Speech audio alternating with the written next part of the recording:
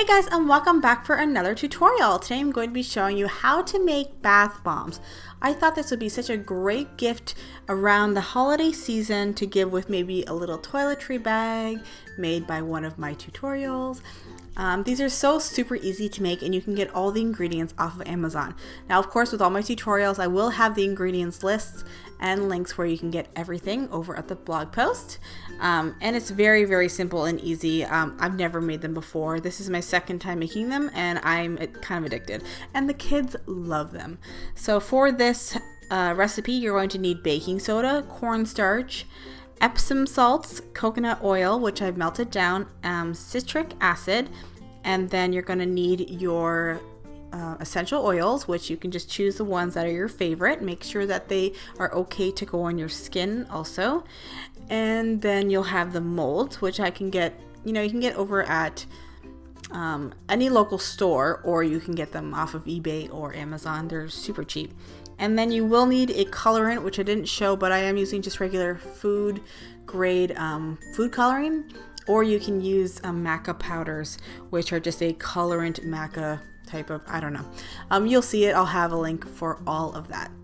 So let's get started by mixing our dry ingredients. So I'm just going to add the baking soda, which you need 2 cups, and one of those boxes is perfectly 2 cups.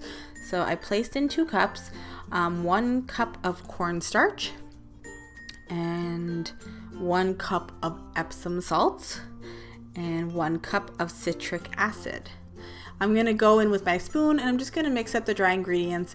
It's just easier to do it at this point just because you want to make sure everything is well incorporated. So I'm just going to go in and do a quick stir, and then I'm going to go in with my hands, and then I'm going to squish all the clumps up. Now, keep in mind that this is my second time making these, so if I'm not doing it the way that you would do it, just remember that I am not a pro, but this is such an easy recipe that you don't need a ton of experience. You can totally manage to make this if you've never made them before. So now I'm just going to take a jar, and I found this the easiest way. I'm going to add my coconut oil into the jar. And it's a jar with a lid because I'm going to use that to mix the food coloring. And the reason why I'm doing that is just because the food coloring kind of just balls up when you go to squirt it into the coconut oil. And it's just easier to vigorously shake the bottle, and then it will incorporate on its own. I am also going to be just kind of winging it with the color. I put in 6 drops, but of course if you want a stronger color, then you can put in more, or if you want a more muted color, then just put in less. And then I'm going to put in the essential oils. It calls for 2 tablespoons, but I feel like that's a lot. So I just put in like 50 drops, so it took a while just because I'm using, the little dropper thing. But yeah, just until it's really strongly scented. And then after that, we're going to put the lid on, and then we're going to give it a good shake, and then it will all incorporate. As you can see, the food coloring just kind of sinks to the bottom. So now that I give it a good shake, then it all kind of goes in evenly. Okay, so now we're just going to take that, and we're going to pour that right into our dry ingredients. Before I get my hands in there, I am going to do a quick stir with the spoon just so that it kind of soaks in, and I'm not putting my hands straight into the food coloring and then dyeing my hands.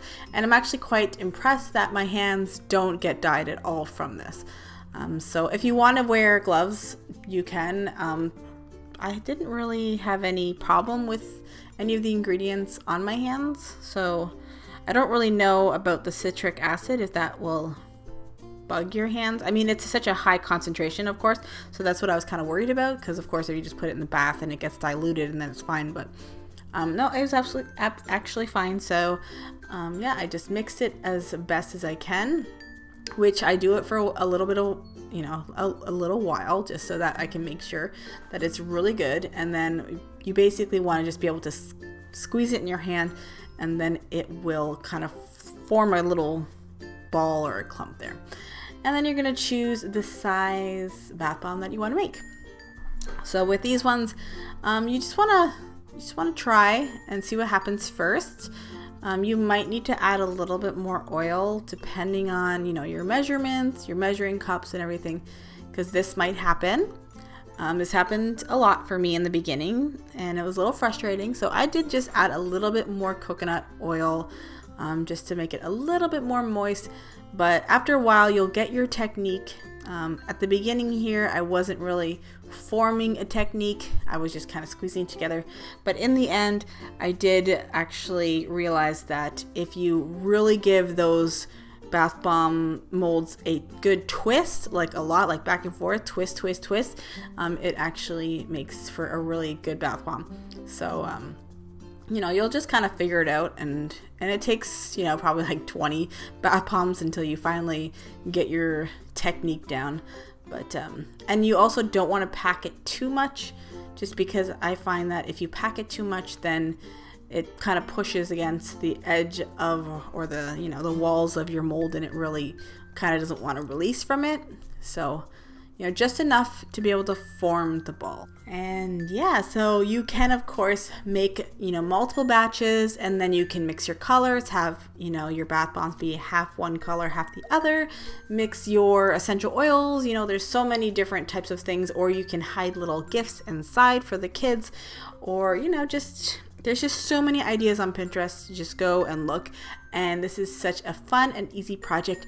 Wait 48 hours for them to completely dry. Make sure they're in somewhere safe, where they're not going to get bumped or anything. And you can also clean up those little edges if you want to. I don't mind if they're for myself, but I clean them up if they're going to be given as a gift. And as you can see, this is my first batch, so it's not perfect, but they never are the first time. So, if you want to see the gifts that I give to the teachers in my kids' lives, then don't forget to follow me on Facebook and Instagram. And of course, if you're not already, I would love it if you subscribed and hit that notification bell to be alerted of new and future tutorials. And of course, smash the like button, as the kids like to say. So thank you so much for watching, and I'll see you guys in my next tutorial. Bye guys!